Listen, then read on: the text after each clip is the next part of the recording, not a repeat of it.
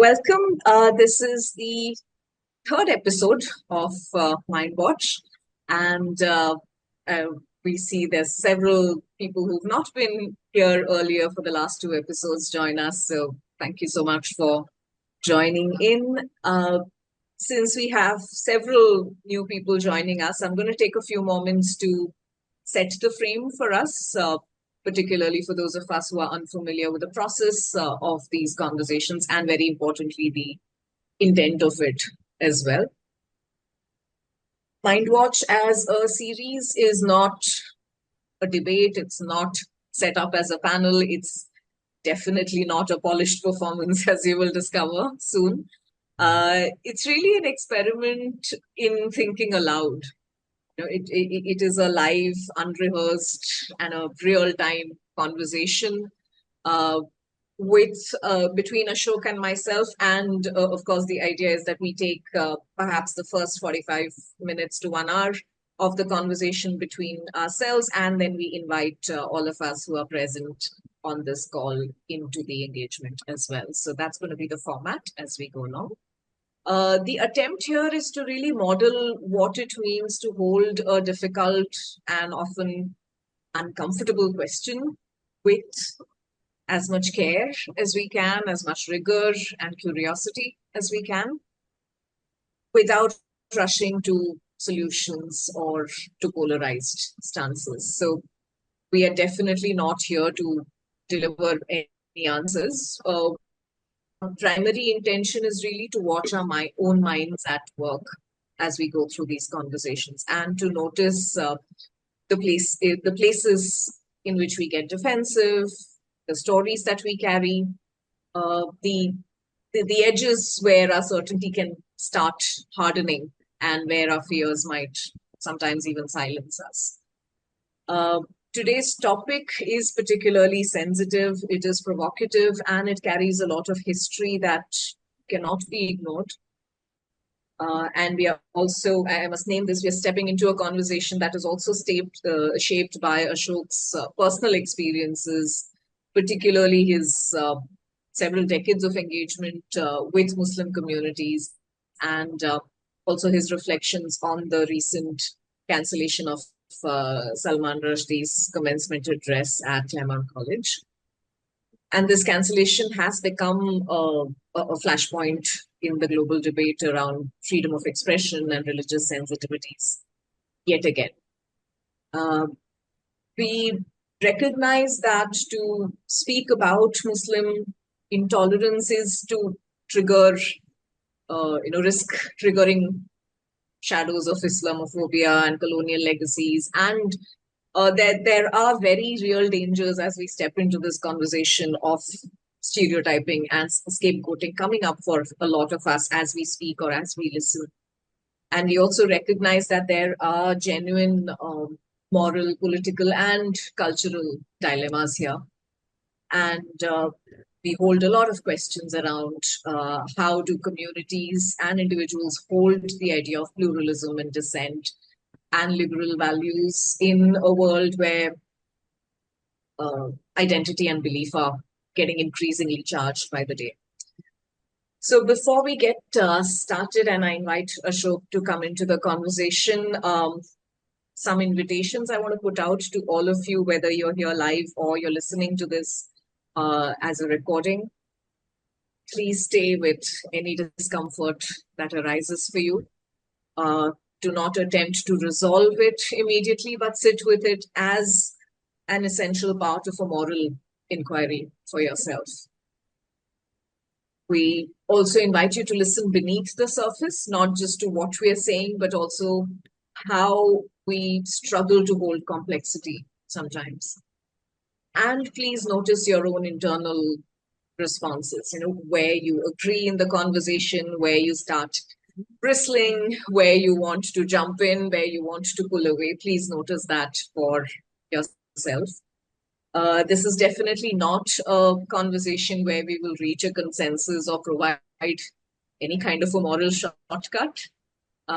It's a space where we will attempt to ask hopefully better and deeper questions about ourselves, about our societies, and this rather fragile experiment of living together across differences.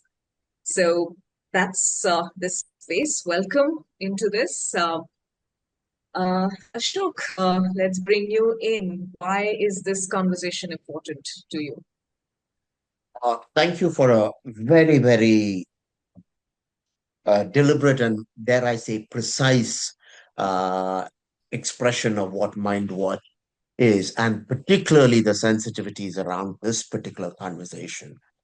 So, I think a little bit of context is useful here. And the context is going to be both personal and professional. Personally, by virtue of growing up, at least part of my childhood was in Kerala, which is one of the most religiously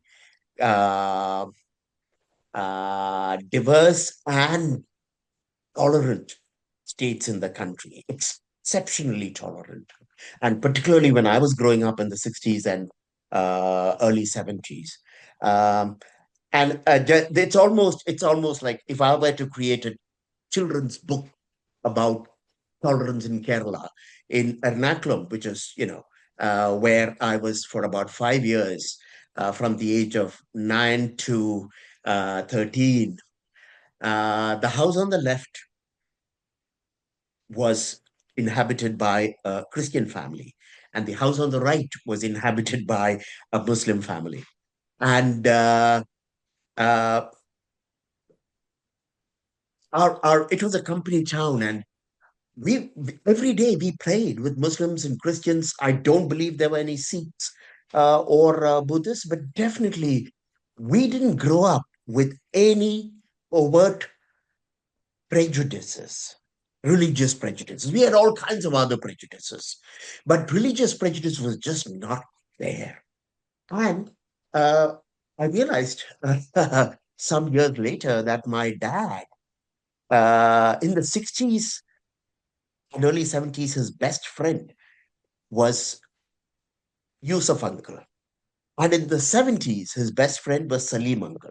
And we were in and out of their houses all the time. And, so that's the personal context of my association with Muslims. Even now, I'm delighted to say, particularly given uh, how I have been, in a way, alienated from, or if I want to use a stronger word, cancelled by my progressive friends in the US and even in India. My the few people who still talk to me are my Muslim colleagues, some of whom have worked with me in the Hindu Muslim dialogues in Bangalore. So that's the personal context. Professionally, I want to say I was radicalized, if that's a word, in 1988, when 88, 89, when Salman Rushdie's book was published, Satanic Verses was published, and India was the first country to ban it. And almost immediately after, um, Ayatollah Khomeini pronounced a fatwa on him. Oh, I neglected to say that I had also, given that my father worked in the Arab world, Dubai, Kuwait, Abu Dhabi, and then Saudi, from 1971 to 1985, I became very familiar, particularly with Kuwait and the UAE. I would go there very often, and once I stayed there for about a couple of years. And this shocked me. I mean, I was shaken to the core because I had always, even as a teenager, I had always been very interested in individual rights and freedoms. And obviously, coming out of that, I was very passionate about freedom of thought and freedom of speech. In that order, it wasn't freedom of speech alone, it was freedom of thought and freedom of speech. And even though India was a desperately poor country, I remember feeling proud that we had a democracy through the 60s and 70s, despite the emergency for about a year that Mrs. Gandhi initiated, we were free enough to say whatever we wanted about politicians, about leaders, and we were safe in doing that. Living on and off in the Arab world for 12 to 14 years, I realized the moment I stepped off the plane in Dubai or Kuwait, I had to shut my mouth. In fact, when we first went there, my dad was so terrified. He would tell us, knowing that, kids will blurt out things. When you're in public, be very careful what you say. Don't say anything because I could get deported, or in prison. So I grew up with a certain sense of fear of living in the Arab world. Um, and then the satanic verses and the fatwa and India, my India, banning the book. I remember I was so exercised, and at that point, I was running a nonprofit called Alternatives, which, when I started it, its tagline was creative self expression. And I was teaching courses in critical thinking and creative thinking. And once I was at a meeting with uh, the CEO and a couple of senior staff of a nonprofit, Bangalore-based nonprofit called Madhyam. And something happened and I went off. I was even more uh, assertive then. I went on a rant about how India cannot afford to ban books. And it so happened that they were going to host a national conference on Indian secularism. This is in 1989-90. And just out of the blue, because I had no credentials whatsoever, I was just a loudmouth, designer. They said, why would you like to talk on the subject? And I pounced on it. I was really not a public speaker. And I don't want to mention names, but some of India's most revered secularists and leftists were speaking there. And when I gave my speech, I got lambasted. I was completely attacked by people I had looked up to. I was basically told, I must have been what, 31 or so. I must have looked young despite that, and despite the fact that I had a huge black beard. My age must have shown through, and I was literally lectured by them saying that you do not understand how secular states work, and you are just naive about freedom of speech, and there are always limits, and you can't afford in a country like India cannot afford to offend Muslims or minorities. I was left reeling pretty much. Anyway, fast forward to US. I should also mention that after that speech, my first experience of being cancelled, I acquired a reputation in the late 80s, early 90s in Bangalore of being an Islamophobe before the word even came up. The word didn't even exist. And I was trying to understand, but you want democracy. You can't have democracy without freedom of speech. How are you banning books you don't even read? I can't understand this. And I remember instinctively I said, if, and I was this was very raw because I didn't really understand how democracy worked at that point in time. To be completely honest, I'd never taken a course in political science. I had no idea. I was just another citizen in a democracy who had an intuitive appreciation and passion for free speech and free thought. That's the only thing, okay? But at the same time, I was wrestling with this. How can you have a democracy if people aren't allowed to say what they feel? How can you have a democracy if people are told you can't think that?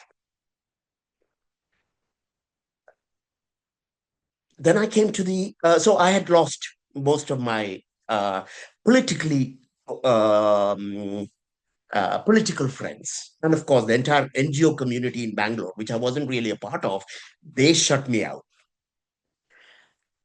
come to the US in 95, and I discovered that this is pre 9/11. There weren't any taboos about Muslims, but there were many taboos about speaking out or criticizing feminists, multiculturalists, any other religion in general, uh, gay people. You couldn't say anything about any of these groups. It wasn't Muslim directed. That started coming to the fore after 9/11. After 9/11, remember, I was in Boston, the epitome of progressivism. And suddenly, if you even said that 9/11 came out of Islamist ideology, you were immediately called a right wing. And I'm talking right after 9/11. Come back to India with all of this in 2005. And in 2007, I started Hindu Muslim Dialogues in Bangalore. It was small, ran it for about 6 months, and after that, sporadically for with individuals and small groups until in 2012, I started the Hindu Muslim Karnataka Hindu Muslim Dialogues, where I got together, at least on paper, 20 to 25 Muslims and Hindus together separately. In parallel, I also did one with Hindus and Christians. And that was a turning point for me, because until then, I was just focused on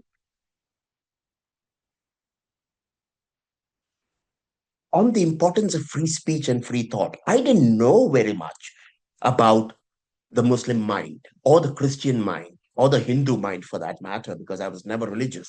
But daily, not literally weekly immersions, talking with individuals, and once a month, face to face with these groups. And unlike most interfaith dialogues that happen, there's nothing soft and woolly headed about my dialogues. They go for the jugular. They go for the jugular. And of course, you have to build trust first. We did a lot of that for months. We were building trust. And then I discovered, and I want to stop with this because I'm sure you have questions for me. I realized that fundamentalists of all kinds,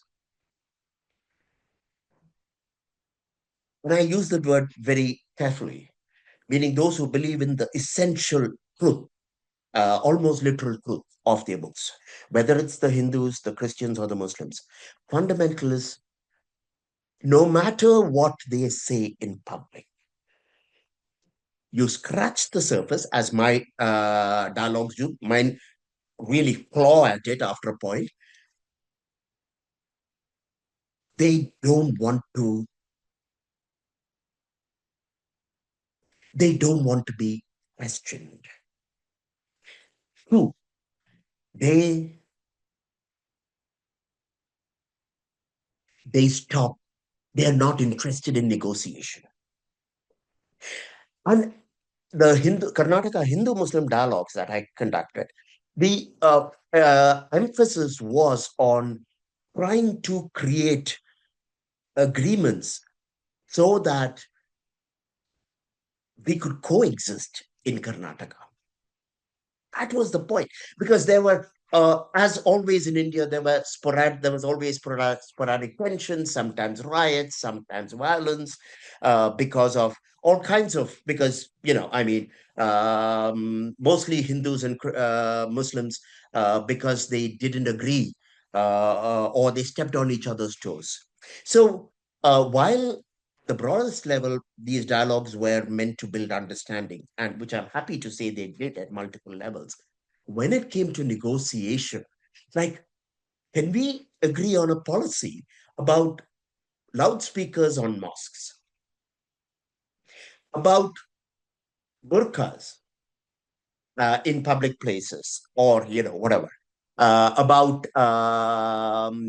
blasphemy, because India is a democratic country, and blasphemy is the idea of shutting down speech because it's offensive, chips away at democracy. At that point, all deals were off the table. Nobody was interested. Sorry, I take that back. I found the Christians were able to negotiate at multiple levels, but when it came to evangelism, they drew the line. Nothing. And the BJP was, or the RSS at that point in time, before the government came, was very clear. They didn't want Christians converting. And Christians were very accommodative about most things, very lovely people who were at the dialogue, but they drew a line at evangelizing. They literally would look at each other and say, we're not going to talk about this. The Hindus, I found, surprisingly, were very accommodative of many things, except the primacy of Hinduism itself. They believe that if you were in India, in the subcontinent, the primary value system has to be Vedic Hindu.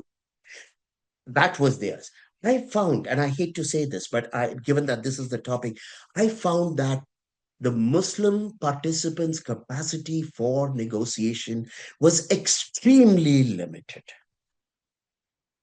To the extent I would say almost no topics were subject to any kind of negotiation.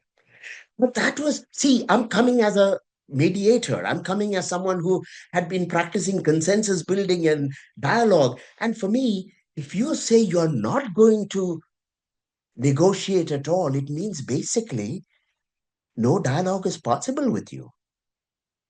In other words, that any dialogue that is possible, or rather the only dialogue that's possible, is let us get along with each other as brothers and sisters. Let's eat biryani together.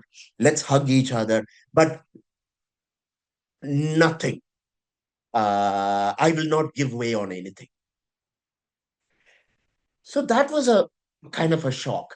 Now, by the time I came back to the US in 2005, no, 2017, Islamophobia was a thing, to the extent that the entire progressive world and most liberals, their most sacred cow was Islam.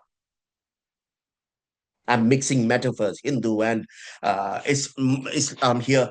But you could, even today, even with my wife, if I say anything about Islam in the context of democracy, she becomes extremely uncomfortable. Extremely uncomfortable. She doesn't want to have that conversation. None of my American friends will engage in this conversation with me. Okay. Why is Salman Rushdie important to me? Partly because I was, uh, I became aware of Muslim intransigence through the Salman Rushdie affair. And then, uh, just by the way, I'm not a big fan of his literature. A magical realism doesn't do it for me. I do like his essays, his nonfiction, but he doesn't write very much of that. But for me, he's a totem. He is a symbolic figure.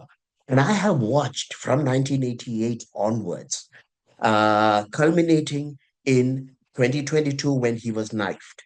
And none of my Muslim friends was even willing to tell me in private that they were upset. I, being brash, I said, if you want to live in a democracy, you have a responsibility to speak up to your own people. Oh, that didn't even, I mean, there was no question of them saying anything in public. And a couple of them told me very clearly, if we say that, our lives will be over. In other words, not that they'd be killed, but that they would be completely shunned. And then the cancellation for me was kind of the last straw, not because of what the Muslims did, but because of what people who are trying to save democracy from Trump did or didn't do.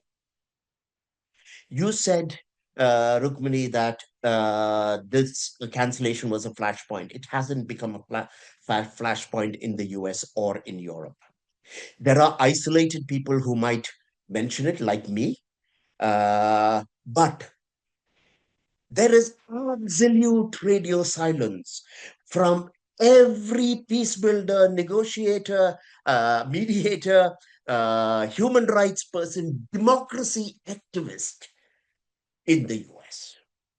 Not a single person has put out them connected to all these groups, uh, has said this is a shame, because in their minds, only Trump is a danger to democracy. So I'm going to stop here. I've spoken for a bit, and I will trust your facilitation skills to take this anywhere, and feel free to also uh, give your thoughts to whatever I have said. Thanks for giving us that context, Ashok. That's helpful. So, what you're talking about is that there's a certain experience that you carry from within the microcosm of the dialogues you facilitated, and then when you look at it from the perspective of the larger world stage, that experience also seems to be repeated and perhaps also amplified in some ways. So I'm thinking about what is it in the way we think as a society that makes certain subjects like Muslim intolerance, but I would perhaps even add things like feminism to it as well. What makes intolerance to ideas like this feel rather untouchable in public discourse or a dialogue? And we see, at least in the line of work that you and I share, Ashok, we see critiques are welcomed for other communities, other ideologies, political systems, and so on. And we don't see that in the context of Muslim intolerance, if we have to keep to the topic for today. Uh, yeah, and I'm wondering what your assessment of our thinking process is around this. Thank you. And at the risk of being simplistic, and I never saw it this way until you framed that question, posed that question to me, it just suddenly strikes me. The East, in psychological terms, is a shame culture. The West is a guilt culture coming out of Christianity. And post the Holocaust, and post World War II, and post colonization, the West is suffused with guilt. The Holocaust was perpetuated by Germany, which was at that time the epitome of Western civilization, the most advanced Western civilization, not necessarily economically or technologically, but Western thought, Western spirituality, Western philosophy was central, came out of Germany in a manner of speaking for about 2 centuries. The Holocaust completely shattered the myth of the humane, civilized white man. On top of it, by the end of World War II, colonization was being seen as a stain, which it is. And uh, in the process, something very interesting happened. The West, which originated in a way through the Enlightenment era and the Renaissance, which originated or gave primacy to reason, critical thinking, and science, and originality and innovation, those values suddenly became secondary to the guilt that the West felt in terms of how inhumanely they treated Jews, they treated Indians, the Chinese, the Opium Wars, the Arab world, the exploitation across the Latin America, Africa. And this was tapped into by the left, entire left. The liberals, of course, were very sympathetic to this. But in the last 30 years, the progressives, and I'm writing a lot about this, progressivism is not liberalism. It shares a lot with the left, but it's essentially a project to remake the whole world. I don't want to go get sidetracked out now about progressivism, but the West is people, almost every white person I know is walking around with guilt. I'll give you an anecdote. Before I came to the US in '94, I spent some time at Oroville in Pondicherry. And in fact, I lived there for 6 months. And once there was this workshop being held by uh, a few people, and we were sitting around in circles, as is, all nice liberals love circles, and sit around on the floor. And the woman, we were supposed to introduce ourselves to the person on the left, and the person on the left tells me, she starts crying. She holds my hand. She was an American woman in her probably early 50s, holds my hand and starts crying, saying, I'm so sorry for what we have done to you and your people. And I'm sitting there thinking, you've done nothing to me, sister. I don't even know you. You did nothing. But no, she carried with her the guilt of colonization. She wasn't even British, she was American. Okay, that's the intensity of that guilt. Now, the East, on the other hand, we have controlled our populations through shame. Any transgression is immediately shamed, which is why cancellation is originally Eastern mechanism. Exile, isolation, which is not to say the West hasn't done that.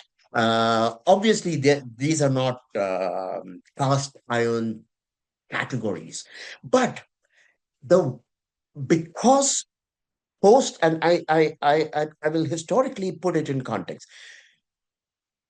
After World War II, the West was still very aggressive about development, about economic and military power. Europe wasn't, America was. But even Americans wanted to, because of their faith in democracy, etc., they wanted to make the world a more equal and just place as long as their interests, economic and military, were taken care of. So I'm not presuming that they were not hypocritical at all. That's a different matter. Progressivism came matured after the civil rights movement. And it had nothing to do with people like Martin Luther King. It was after the death of Martin Luther King and people like him who really believed, these people really believed in liberal democracy and uh, all the extremely complex values that came out of uh, liberalism itself. Progressivism swapped liberalism for two things: total equality and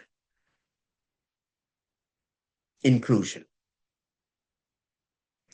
And this meant that any spaces which were still occupied by white people and men or heterosexuals was immediately suspect.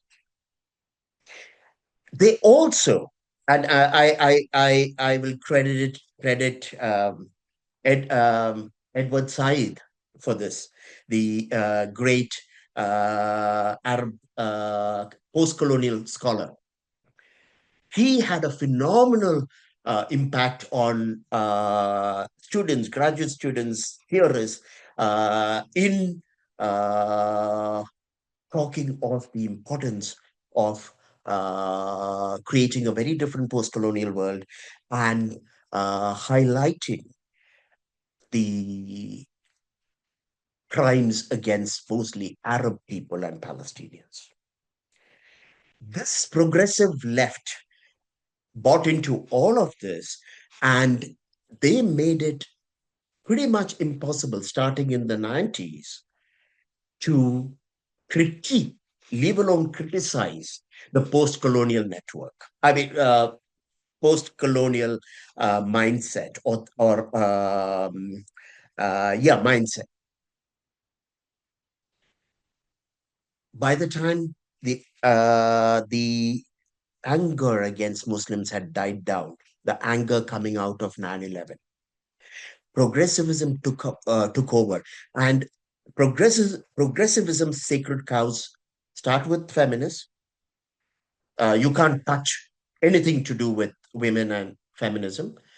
These concerns are mostly Western, by the way. LGBT, and especially where LGBT is concerned, they are primarily interested in LGBT in non-Muslim, advocating for LGBTQ rights in non-Muslim countries. They won't touch it in Muslim countries because there's a conflict of interest. Because amongst the sacred cows is Islam and Muslims.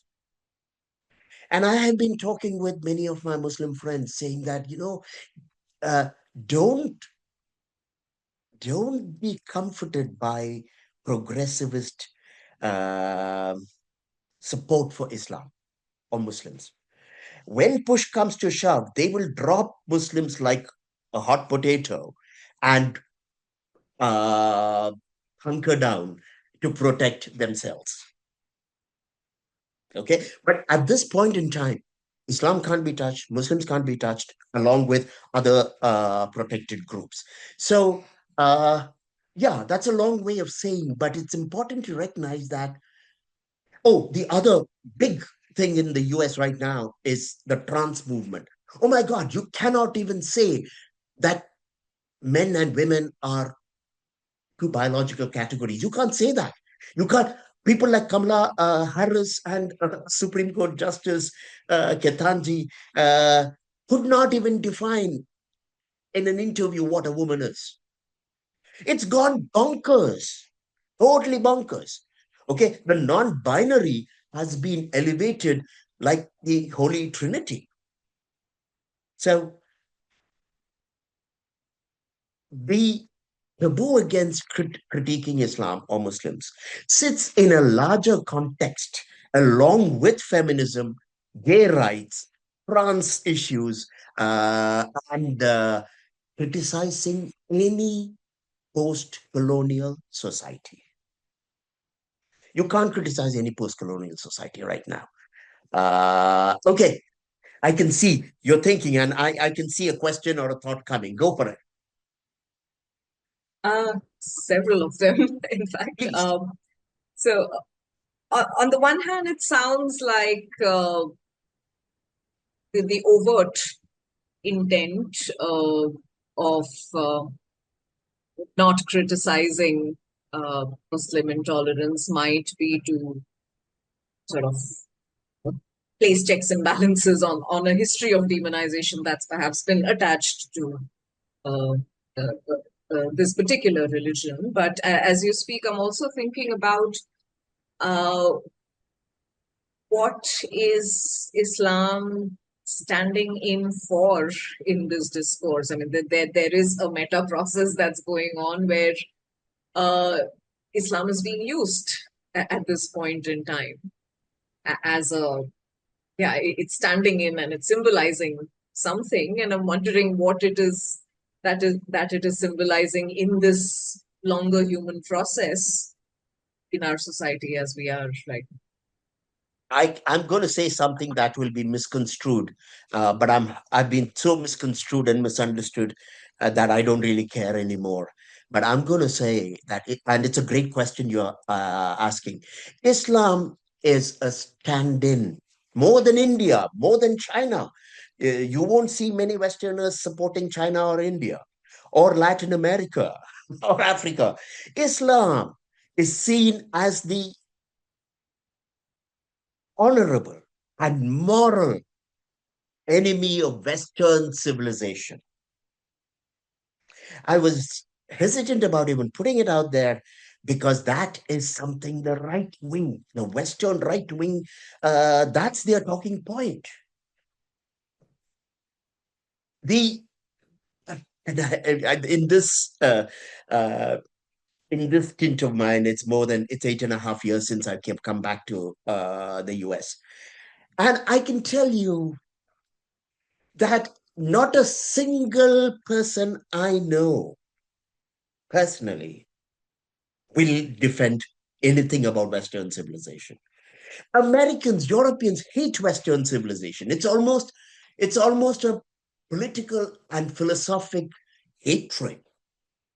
And Islam has acquired the reputation for being the anti-West, which is another reason why most Western women are very much for the hijab. They will fight you to uh, if you criticize the hijab because they see it as somehow a sacred symbol of this is going to sound weird, but of Islamic choice. That it's a sign of what Islam is and the importance of distinguishing the Muslim, not just the Muslim woman, but from the decadent West. So that's the best way I can put it. And this is not I'm not dreaming this up. I If you come with me for any conversation that I might have with another Westerner, you will experience this. It's across the board, across the board. Now, don't get me wrong. Trump has tapped into the other West, the other America. Those mostly white, but increasingly Hispanic, African American, and Asian. By Asian, I mean not just Indians, but Japanese, Korean, mostly men and some women who are totally against this progressive uh, cohort or brigade. And Trump has tapped into it because they have felt marginalized in what they believe is their own country. They have felt that opportunities are not given to them. They have felt that their the jobs that they were good at have all been wiped out because manufacturing has disappeared and service industries have developed which require knowledge work or clerical work or bureaucratic work, which is not a common strength of the working class man. I'm going to just say one more thing to finish the context, Rukmini, which is why do I believe that there is a Muslim problem in the West? Mind you, I want to be very clear. I don't believe there's a Muslim problem or Islam problem anywhere in the Islamic world. They have a right to lead their lives exactly the way they want.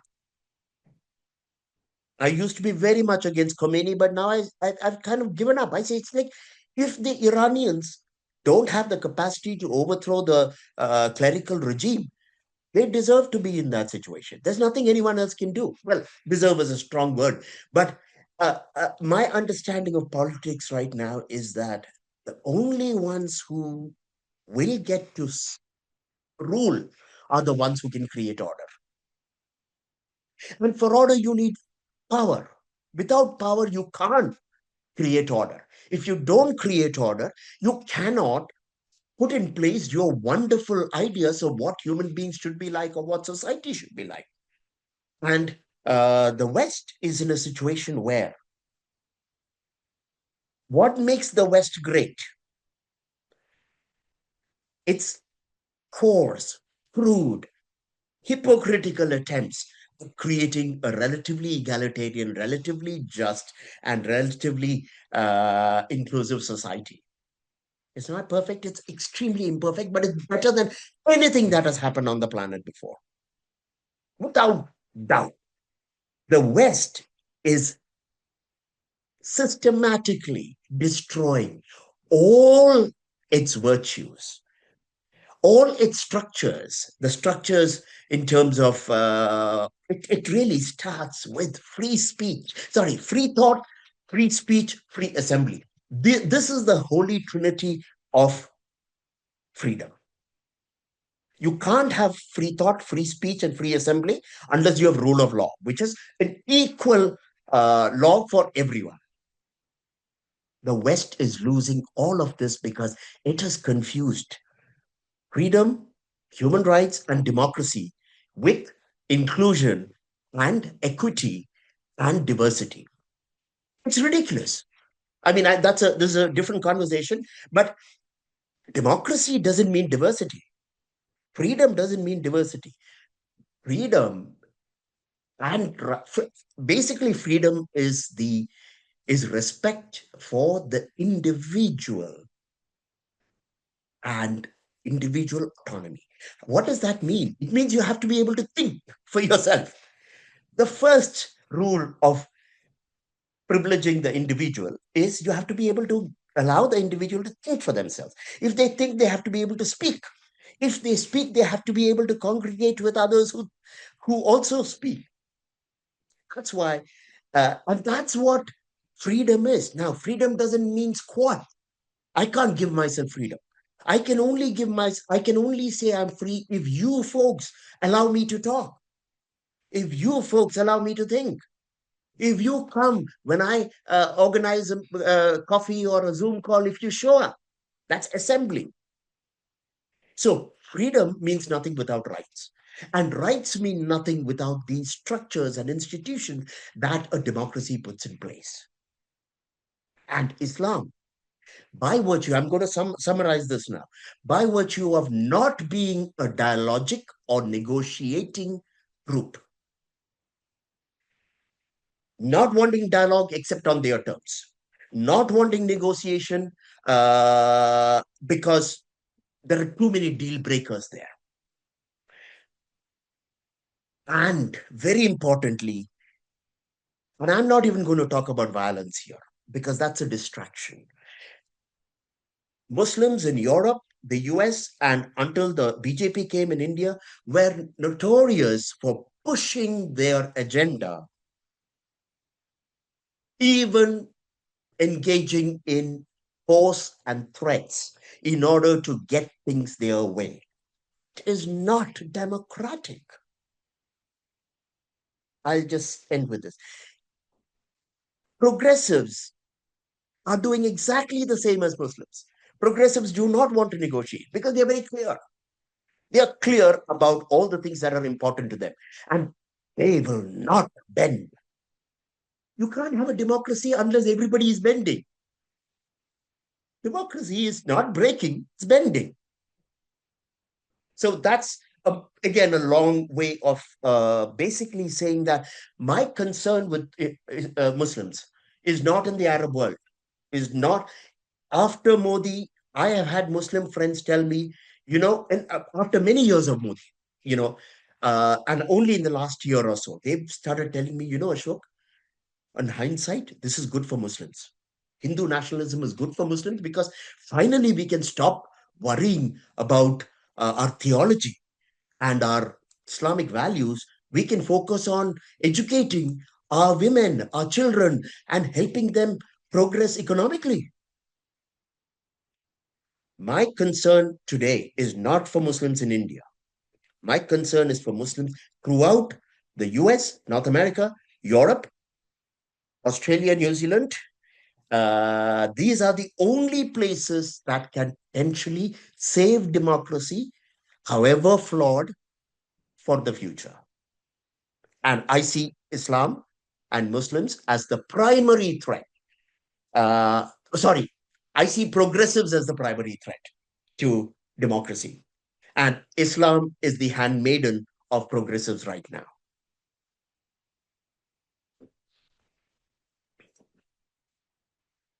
That's an interesting way you frame that in terms of Islam being the handmaiden. Uh, and as you say that, I'm also thinking of if as a layperson I were to think about this conversation, what's perhaps my mind is that there's a lot in recent history, including 9/11, where entire Muslim populations became subject to a lot of scrutiny, that there's also a general history of global inequality, where in certain cases Muslim populations have been victims of Western aggression or interpretations of Islam. So when we're talking about Muslim intolerance now, it lands on top of all of these layers in very recent history, right? This is not ancient. So therefore, any comment against Muslim intolerance also risks being heard as reinforcement of existing asymmetries in power, even if that was not the intent of the person offering the critique. Whereas, in contrast, critiques of other, let's say, dominant majority groups, like, let's say, Christians in the US or Hindus in India, is often framed as speaking to power. Whereas with Muslims, that the complexity is also heightened by this sort of a double positioning, I guess. The minority in certain countries, majority in other countries, and it's really therefore not settle the issue in an easy moral category where we can come to some form of a settlement around what our position needs to be. So, as I'm exploring this for myself deeper, I'm also thinking about, and this is an invitation I'll put out to all of us who are listening here as well. When you think of intolerance within any marginalized group around you that you're that you're connected with, or for that matter, if one were to simplify this further, any marginalized idea within oneself as well, the question then becomes about noticing who gets to speak and who gets heard in the process, and what does that tell us about what is allowed to surface. And and as I sit with that question for myself, I'm also thinking of the truth that I might allow to surface may have to do with, may have a lot to do with a sense of safety that I need to be present to in a given moment. It also has a lot to do with the sort of moral muscle I would have developed to be able to engage with marginalization, whether it's marginalized aspects of myself or marginalization in the society around me. And what does it take to build that muscle? And before we go on to that, because I think that I love the idea of the moral muscle, which relates to moral stamina, which is going to be one of our topics. But I want to touch upon something very important you said, how that any criticism of Muslim or Islam sits on top of what you call fairly recent exploitation or discrimination that Muslims have felt. And here I know I'm going to be provocative. We even say this only because we are adopting a Eurocentric, Western-centric perspective. Because we are talking unfavorably, but still from a Western perspective of who is being marginalized. So let me explain this. Where are Muslims marginalized? They're not marginalized in the US. They're not marginalized in Europe today. I'll come to recent history a little later. Today, Muslims are marginalized in Islamic countries. There is no question about it. Whether it's Shia, Sunni, whether it's Ahmadiyas, whether it's any other sect, the greatest exploitation, the greatest violence against Muslims, the greatest number of deaths, Muslim deaths, are Muslim on Muslim violence throughout Northern Africa and the Arab world, whether it's Somalia, Sudan, Yemen, etc. So that's important. But When we talk of marginalization, we never talk about Muslims marginalizing other Muslims. We never talk about Pakistan and Bangladesh, where Muslims marginalize minorities. In fact, this is so telling. In Pakistan, at the time of, I don't have the right numbers, but fairly accurate, plus or minus maybe 4 or 5%. In Pakistan, at the time of partition, the Hindu population was in the 20s or 30s. Today, it's less than 1%. This is religious cleansing. Nobody, no progressive who's worried about marginalization will talk about these things. So that's the first thing. In the West today, and I've gone in DC, for instance, I've gone to Congress where there are conversations organized by Muslim groups who feed basically Islamist propaganda in the hallways of power. There is no marginalization of Muslims in the West. One. If we look at the last, say, 50 years, starting from World War II, after oil was discovered, there was definite exploitation of Saudi Arabia, Iran, and the Arab Gulf by Western oil companies. Absolutely. The West is also, whether it's Iran, Mossadegh, or in other, the West, America particularly, but also Britain, have interfered in their governments and assassinated their leaders and done horrible things.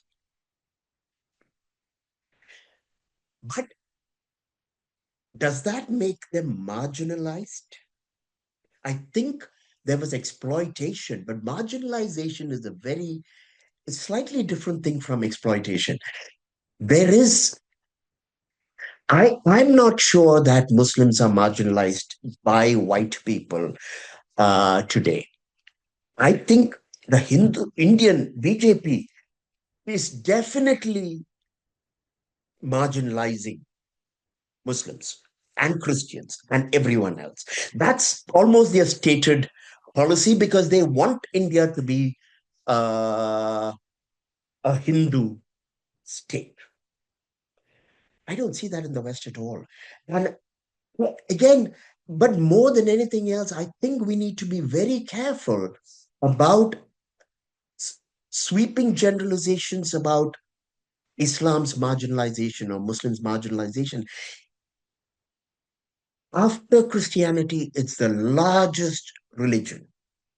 And most Muslims live outside of India. They live in Muslim states. If they are being marginalized, it's not the fault of Christians or Westerners or Indians. What you're saying, Ashok, is also the sort of truth that can complicate the dominant narrative, right? And that there's so much of a role of power and proximity and the perceived legitimacy of systems which also have a role to play in which voices count and which voices are heard. And so a critique coming from within certain communities can be perceived as being authentic or brave, and a critique coming from outside of some of those communities can be dismissed as being bigoted or Yes, interfering. yes, Uh, but as all of this happens in our world, there is also a cost of speaking up, right? And who pays the price for telling these uncomfortable truths? And that's where, for me, Rushdie in some ways is, symbolic of that, right? Who risks physical harm and social exclusion and perhaps even professional harm, and who has the safety to raise critiques in the first place?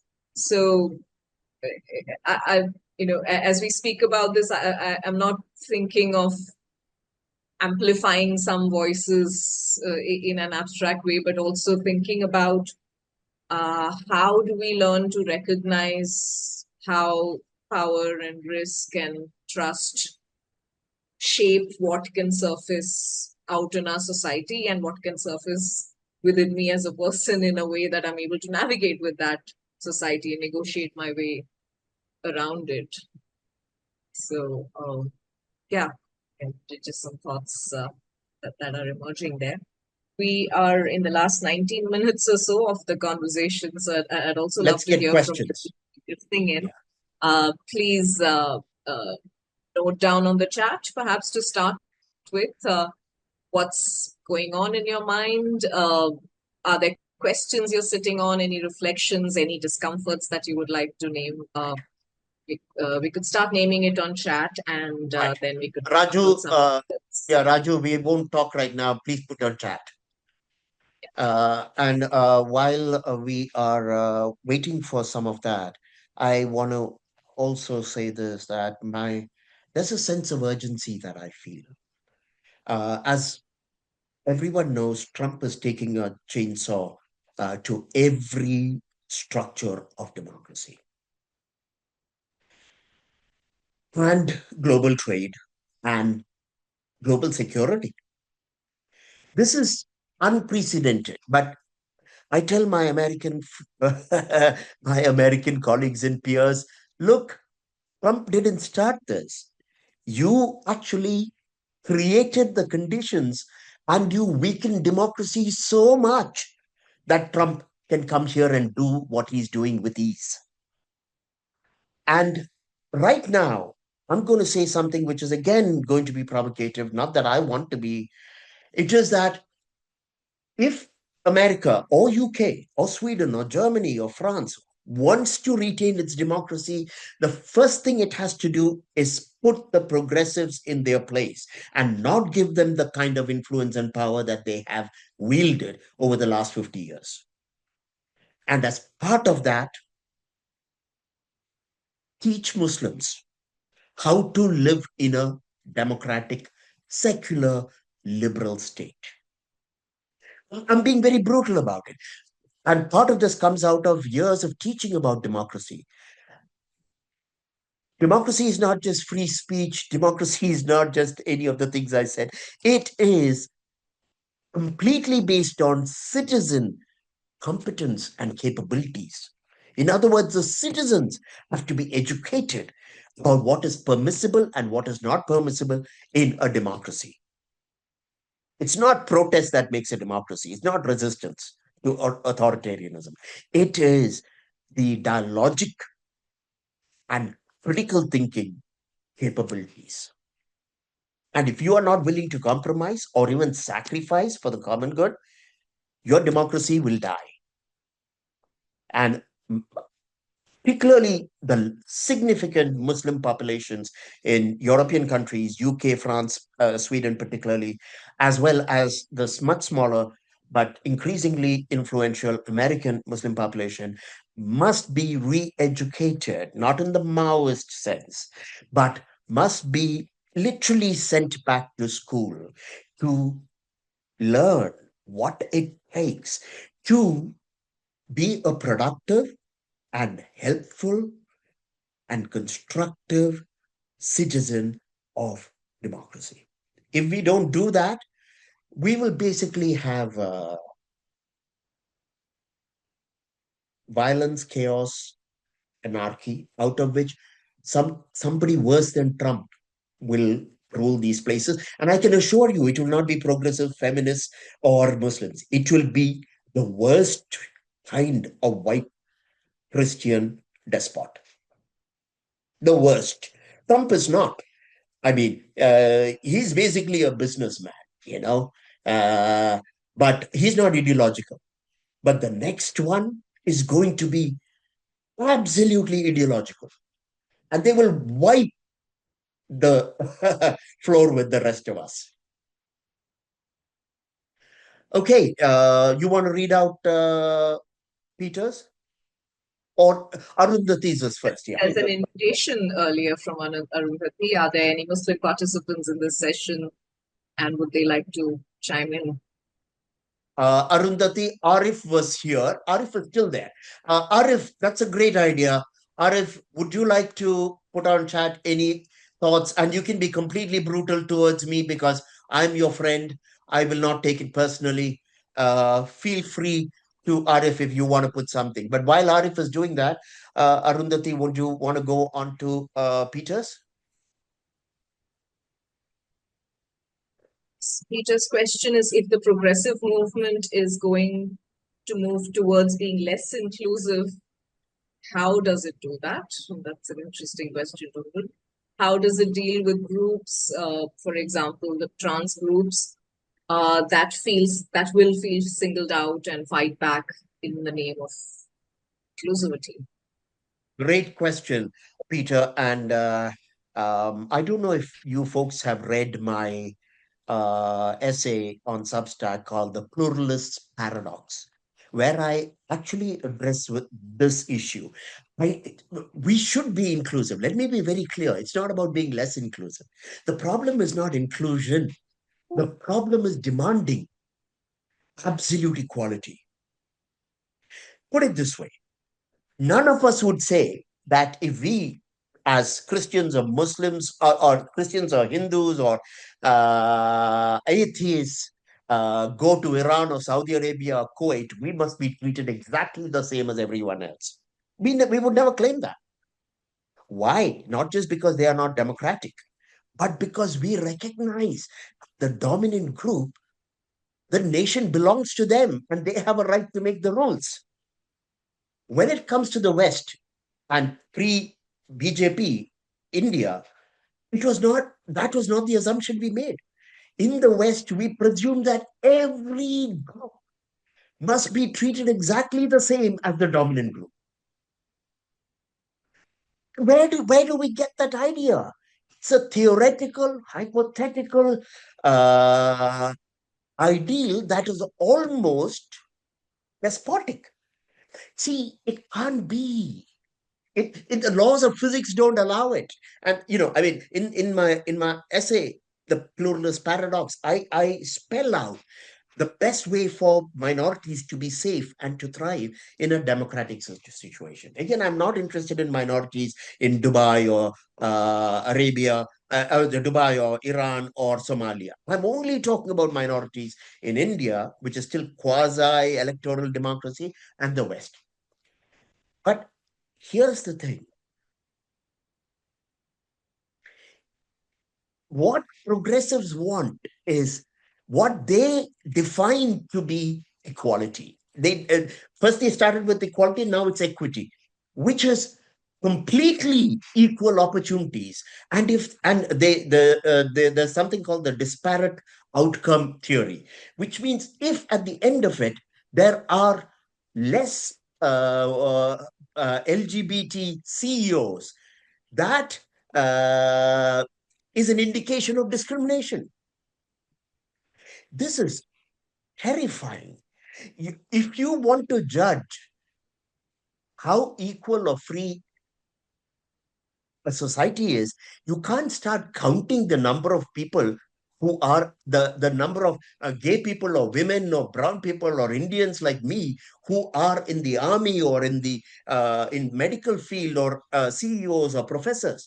That is not how democracy works. They have mistaken democracy for absolute equality. No, remember, democracy is ruled by majority. That is democracy. It doesn't mean Ashok sitting in DC should be given a chance like another white person. No. This is the problem with the trans movement. This is the problem with the LGBTQ movement. This is the problem with the feminist movement. It is not. It is not based on democracy. It is based on, and I draw from communism here, the proletariat, the dictatorship of the proletariat. Progressivism is despotic because it wants rule or is close to rule by women, by multiculturals and other groups. Why would, let's just as Iranians or Saudis or Somalians will not say, okay, you're a minority. Why don't you be a cabinet minister? Why white people, Democrats in the West, give so much opportunities to non-whites. Nowhere else on the planet will you have this. And that's not enough. We want to force those societies to basically give up their power to those like me, because that would be equitable. You're asking for trouble. That's when I say the worst kind of white Christian despot will eventually take over. The AFD in Germany, Marie Le Pen's party in France. Who knows what's going to come in UK, because UK is in a very bad state, primarily because of Pakistani and Bangladeshi Muslims. We're poking the bear.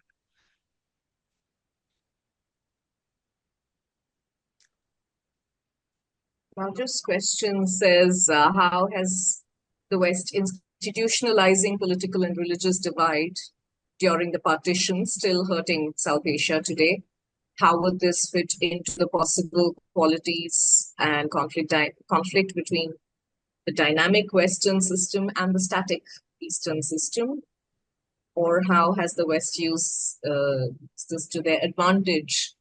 How has the West using this to their advantage come into conflict versus the liberal fight? Um, I've had this conversation with Raju before, and I'm just going to say, Raju, in the interest of time, please stop focusing on the West. India is not a product of the West. We've had almost 80 years to screw ourselves up right royally. And we will continue to do a wonderful job of that unless we get our act together. So, continuously looking at post-colonial writers who make excuses for Indian or African or Arabic dysfunctions by blaming it on the West isn't going to help us unless you want to score points with these peers. We are doing a wonderful job of destroying our own countries. So I'm not even going to go there, because history itself, if you really look at it, will actually clarify some of your questions there.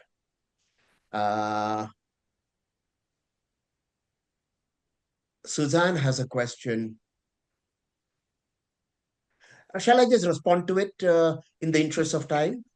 Okay, with a lack of critical thinking, how do we defend the West when cultural migration is happening at such a quick pace?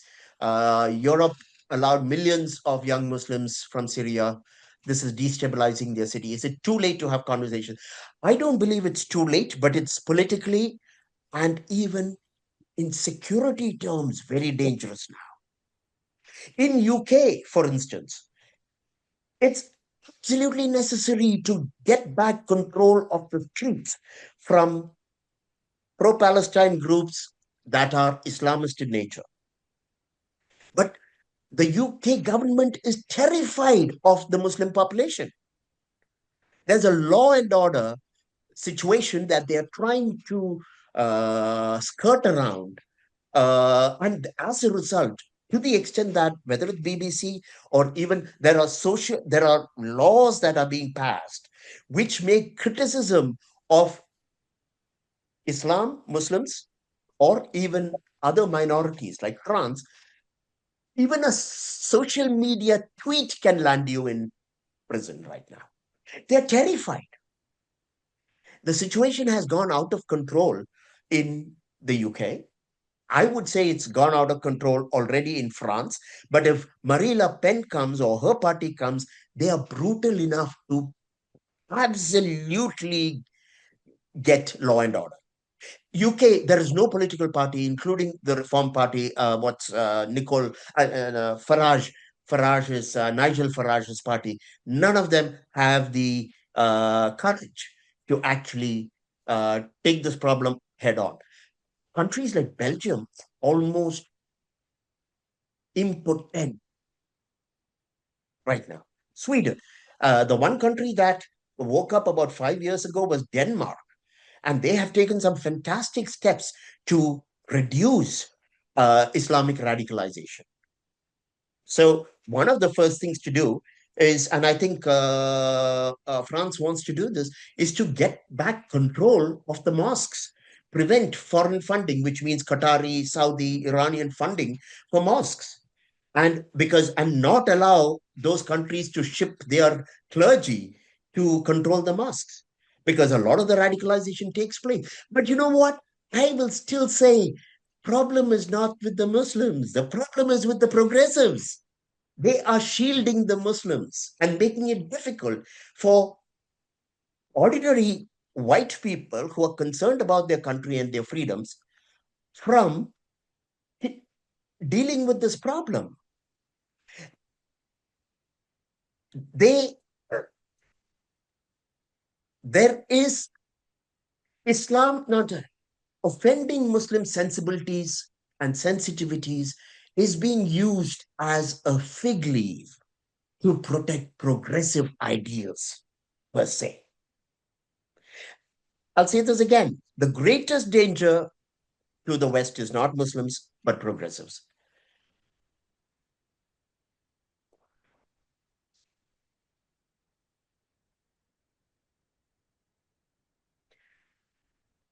Yona has another question.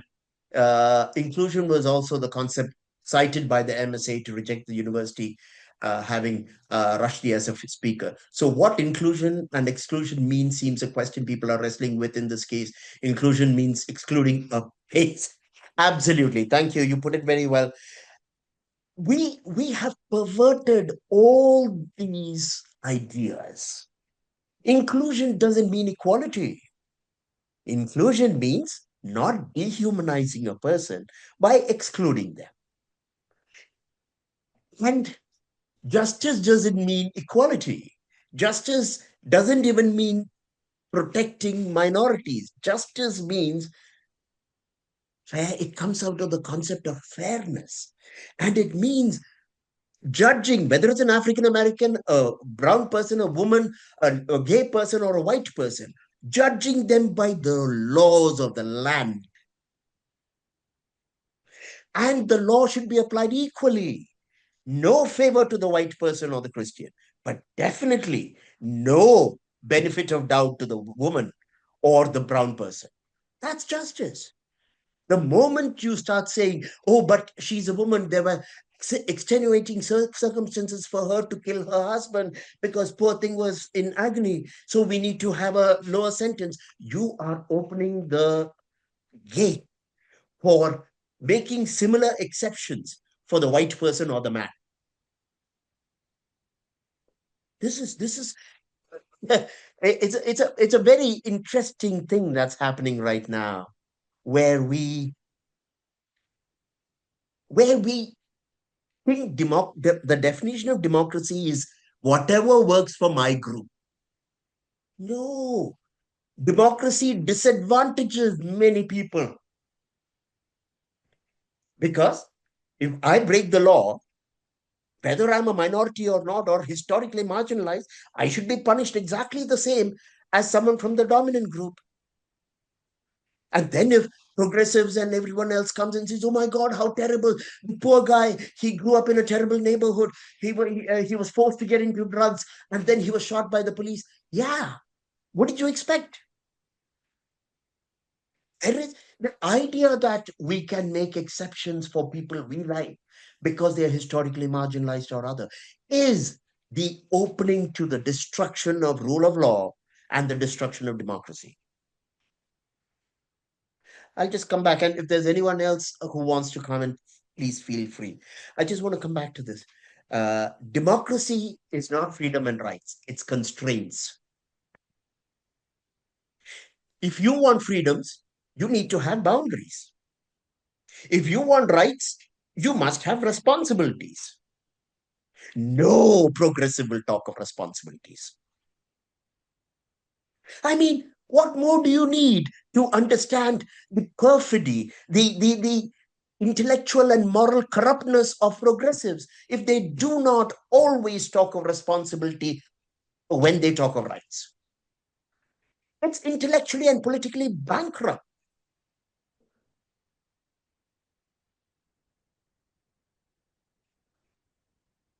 I'm going to let you, if there's nobody else, Rukmini, I've spoken too long. I'm going to let you wrap it up any which way you want.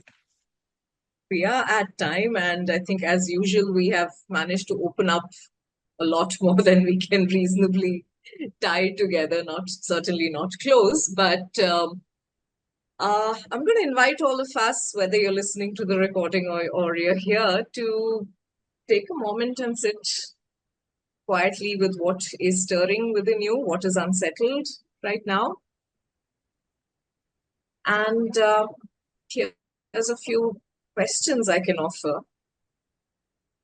As you listened to this conversation and engaged with what was emerging for you, where did you feel challenged today? Not just intellectually, but also emotionally, also relationally. Where did you feel challenged in this conversation? What assumptions or narratives did you notice yourself holding on to preciously as you heard what you heard today? And very importantly, what new questions, not answers, what new questions are you carrying forward from this conversation? I think I can take the liberty to say this on behalf of Ashok and me, that we don't expect you to agree with what we've said today. We certainly don't expect you to resolve the tensions that we explored. But an invitation we leave you with is definitely to stay curious and to continue to watch your own mind at work in the days ahead as you stay with what has emerged today. So with that, we'll close this out for today. Thank you for joining us and for thinking along with us.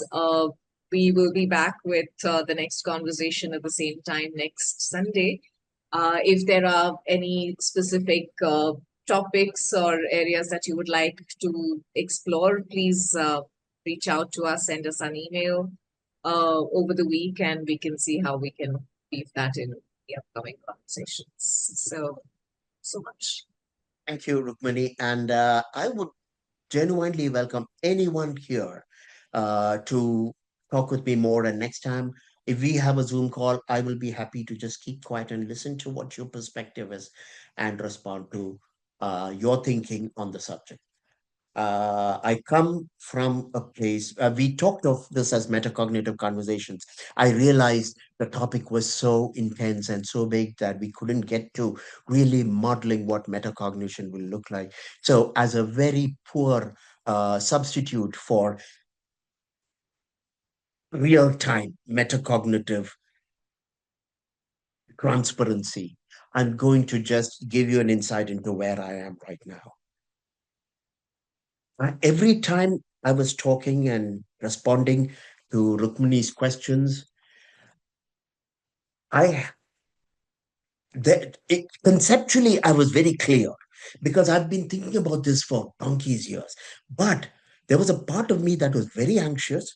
There's a part of me that is terrified because not only is this going to be, not only are you hearing this, this is going to go up on my YouTube channel. And I'm nervous about that. But I also, there's another part of me that feels resigned. I'll be completely candid.